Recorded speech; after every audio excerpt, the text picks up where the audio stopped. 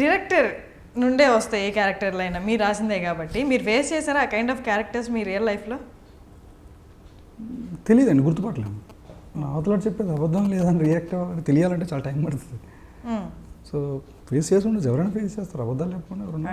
అంటే అంత ఎక్స్ట్రీమ్గా ఉన్నా, అంటే నేనేం చేసినా మీరు నన్ను ఎన్ని ప్రమాణాలు చేయమన్నా నా నోట్లో నుంచి అబద్ధమే వస్తుంది, ఆ కైండ్ ఆఫ్ క్యారెక్టర్ మీరు చూసారా? లేదండి, నేను చూడలేదు. ఎవరు చెప్పరు కదా నేను అబద్ధం చెప్తాను. మేబీ మీరు కనుక్కున్న వాళ్ళైనా తర్వాత లేటర్? లేదండి, ఎంత అలా కొంచెం ఎగ్జాజరేటెడ్ అంతే. ఓకే, ఫిల్మ్ కదా. నేను ఒకటి విన్నాను, హనుగారు మూవీలో చేసి బయటకు వచ్చారు అంటే వాళ్ళు బాగా ఆ మూవీలో మీరు A to Z వాళ్ళ దగ్గర నుంచి యాక్టింగ్లో వాళ్ళు ఎంత నేర్చుకోవాలో, మీకు ఎంత రావాలో అంత నలిగి బయటకు వస్తారు అని. నిజమేనా అది? బాబా నాకు తెలియదు.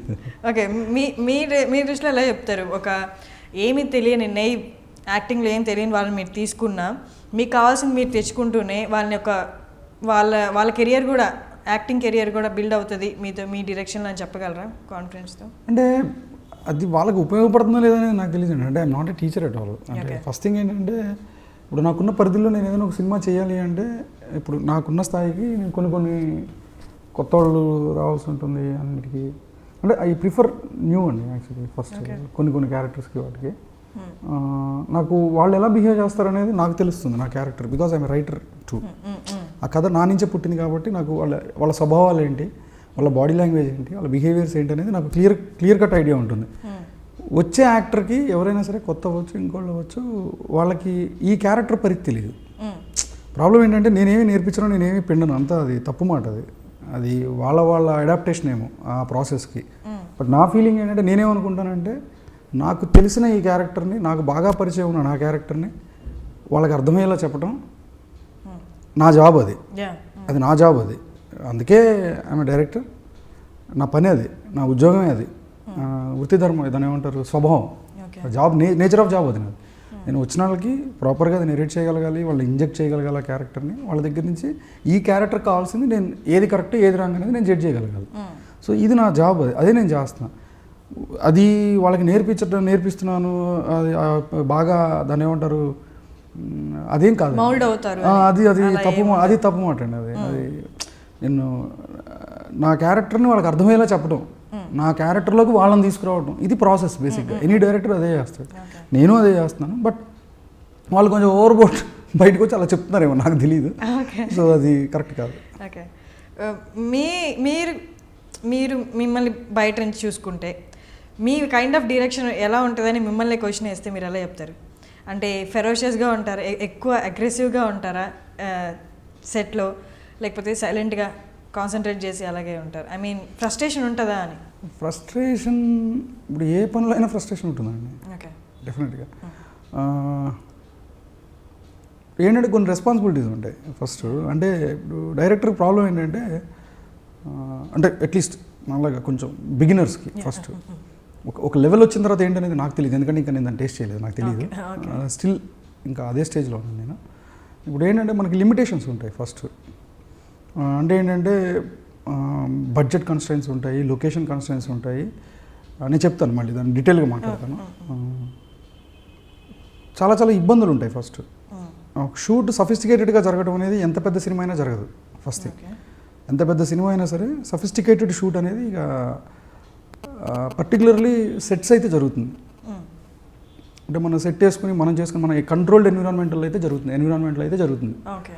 సో బేసిక్గా నేను ఎలాంటి ఫిల్మ్ మేకర్ అంటే, నేను ఎప్పుడు న్యాచురల్ లొకేషన్స్ మీద డిపెండ్ అవుతాను ఫస్ట్ థింగ్. అంటే నేను సెట్లో నేను తీలేను సినిమా, నాకు రాదు, ఐఎమ్ జీరో. అంటే నాకంటే చండాలంగా ఎవరు తీలేరు ఒకటి సెట్లో తీయమంటే సినిమా, షూర్.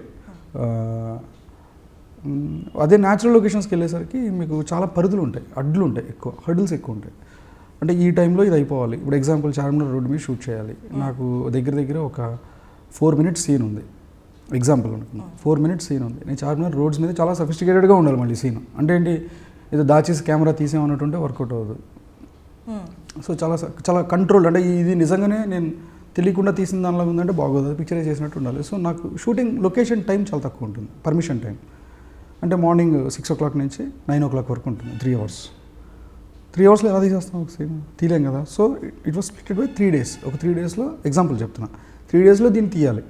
3 అవర్స్లో, each day 3 hours working hours చెయ్యాలి అంటే లోకల్ క్రౌడ్, సినిమాకి అవసరమైన క్రౌడ్, ప్లస్ కంట్రోల్ చెయ్యలేని ట్రాఫిక్, ఇలా చాలా పరిధులు ఉంటాయి. ఈ టైంలో ఏంటంటే మనకు కావాల్సిన షాట్ మన కళ్ళ ముందర కనపడుతూ తీలేకపోతున్నాం అనే ఒక చిన్న పెయిన్ ఉంటుంది చూసారా, అది అక్కడ ఫ్రస్ట్రేషన్ జనరేట్ అవుతుంది. మనకు కావాల్సింది మనం తీసుకోలేనప్పుడు వచ్చేది ఫస్ట్ ఫ్రస్ట్రేషన్. ఆ టైంలో అది కనుక దాచేసుకుని ఓకే అని మొదలు పెట్టేసి ఉంటే కాంప్రమైజ్ స్టేజ్లోకి వెళ్ళిపోతాం, ఫస్ట్ కిందికి వెళ్ళిపోతుంది. సో బట్ అక్కడ కావాల్సింది మాత్రమే తీసుకుంటే, అంటే అక్కడ కంపల్సరీ మనం అనుకున్నదే కావాలని పట్టుబట్టి కూర్చోవడం, పట్టుబట్టి తెచ్చుకోవడం అనేది డైరెక్టర్గా నా జాబ్ అది ఫస్ట్. రేపు పొద్దున నన్ను తిట్టచ్చు ఎవరైనా, నీకు ఆ లొకేషన్ అంత అడిగావు అంత ఇచ్చాను నేను, బట్ నాకు స్క్రీన్ మీద అది కనిపించట్లేదు అని. సో నేను ఆ రోజు ఆ క్వశ్చన్ నన్ను ఎవరు అడగకూడదు అనేది నా జాబ్. నేను చేసే పని అలాగే చేస్తాను.